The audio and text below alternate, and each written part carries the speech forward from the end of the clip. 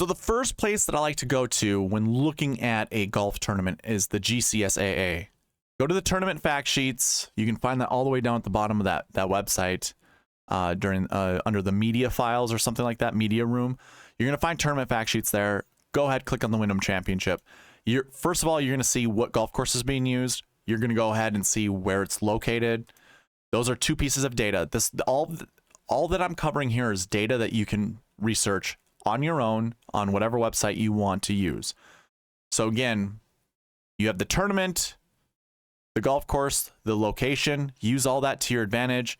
We have the par here, the yardage, and the stimp. Sometimes, these tournament fact sheets don't include the stimp. It's awesome when they do. You can use that as a data point for researching. Of course, you get average green size and all these other course statistics. Use that however you'd like. A lot of that isn't super important to me. What's really important to me is the turf grass. So you're going to see it's Bermuda all the way through. All the way through.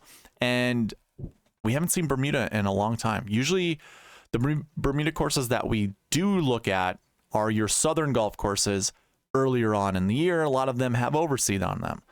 So use Bermuda with your putting stats. Use Bermuda with your results, your average results on Bermuda. I think those are all fine to use with turf grass. If you are wondering, once again, yes, you can find this on the cheat sheet. So I have Bermuda grass over here in columns AA through AD. This is all average finishing positions except for the last year Bermuda. So I show you how many Bermuda events these golfers have been in since 2013, what their average finishing position was, the percentage they finish inside the top 10 on Bermuda tracks. Again, just to repeat, this information goes back to 2013. And then last year, Bermuda means 365 days ago to now. What was their average finishing position? That's what you get here with this stat. So you can go ahead and sort on any of these, this information. I do have a second grass stat here. Just ignore this. This was from a few weeks ago or two weeks ago at the Open. If anything, if you want to highlight those columns and then just go to hide, that's probably the best way to do it. But we have our grass stats right here. So that is included when I talk about these, the turf grass information. Now you can check out the additional notes and use that to however you'd like. The only other piece of information that I like to use when researching is Donald Ross. So the architect usually. And if you know that the renovations that have been done are significant, use that architect as well. But I think this is pretty negligent.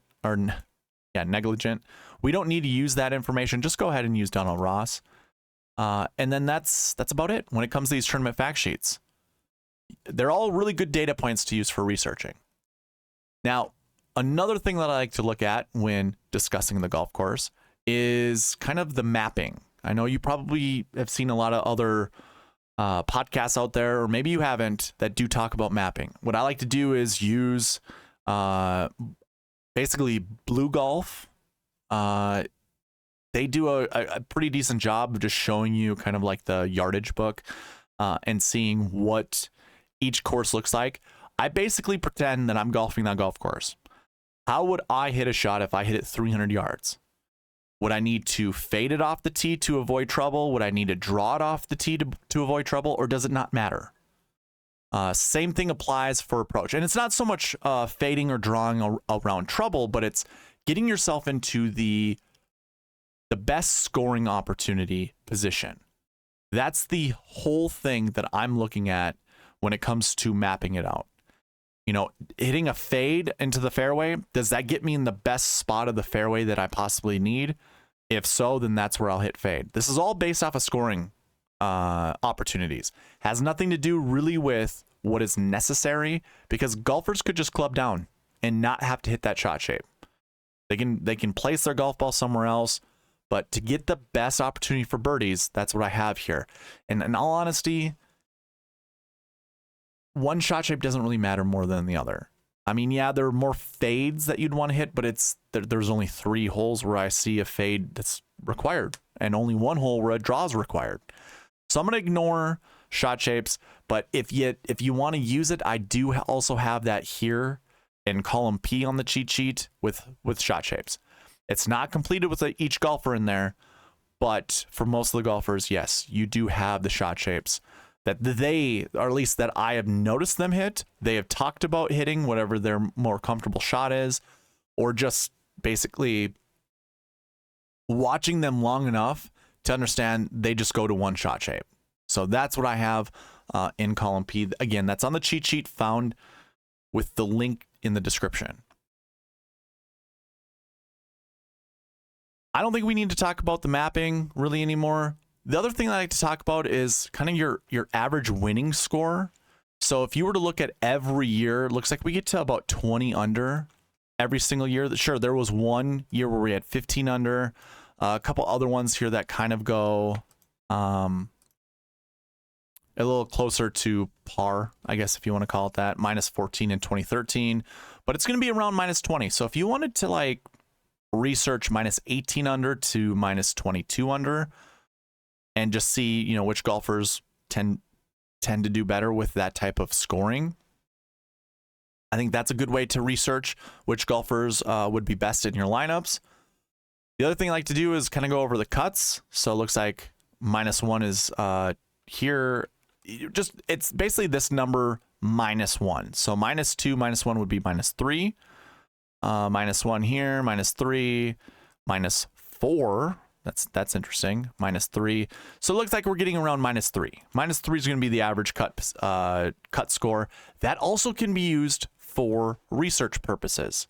So that's the only reason I mention all that information. We have 156 golfers in the field this week. It's top 65 in ties. The other thing to go with this is the last regular season event before the playoffs start. So top 70 in ties make it to the next, or to the first round of the playoffs. You're going to hear that a lot. You're going to hear that a lot, not only on the broadcast, but you're also going to hear it a lot with these DFS previews and strategy videos, because it's a thing. It's a thing that you're going to have to consider when building your lineups, because there are some people that are motivated. Justin Thomas is like 79th or 78th in the FedEx Cup playoffs, like in the rankings currently, which means he's probably going to have a top 10, maybe a top 20 finish in order to get into the playoffs.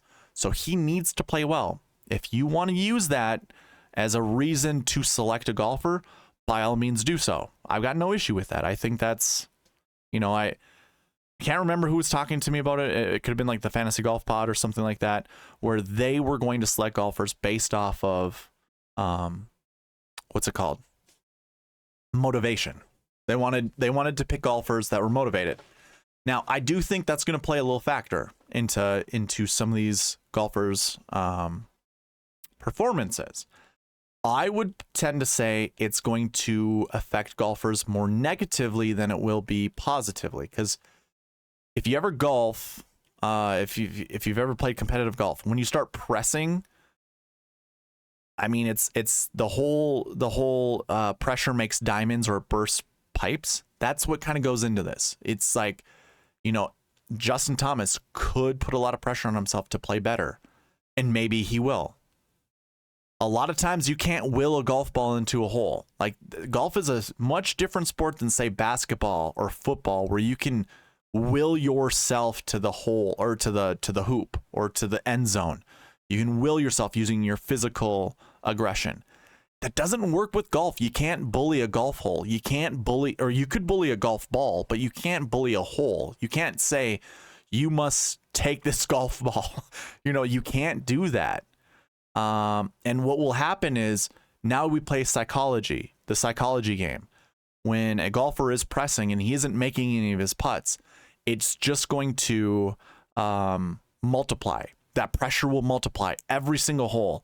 And a lot of times what will end up happening is they'll play worse. So I think it negatively impacts people more than it positively impacts.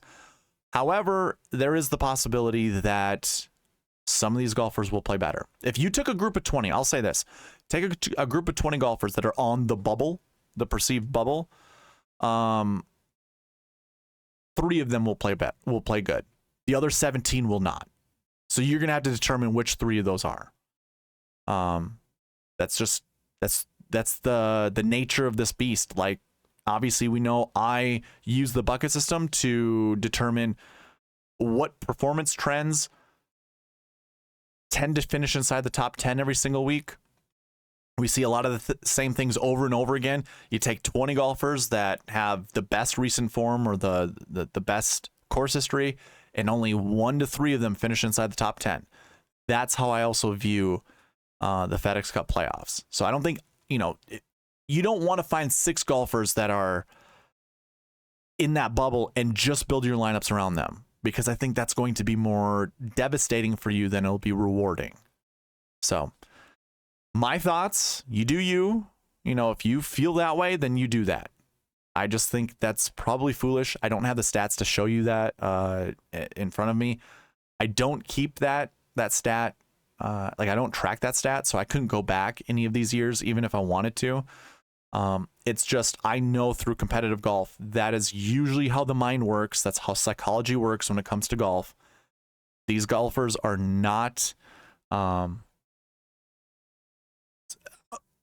I'll make a bold statement here. These golfers are nearly the same as you and I when it comes to psychology.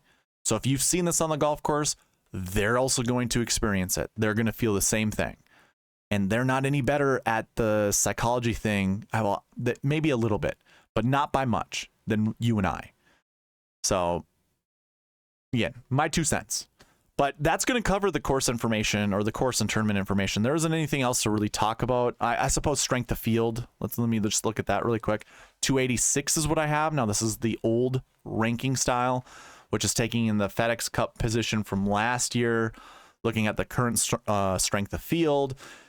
I don't add the little bonus that used to happen, like a home field advantage. So if you have the top 10 golfers from the FedEx from last year in the field this year, then it adds a little bit more to it. I don't do that. We could just call it raw strength of field. But yeah, 286, that's about average. 270 to 290 is about average, so we're right in that number. So you can also use that as a data point when it comes to researching. But that will then cover the course and tournament information.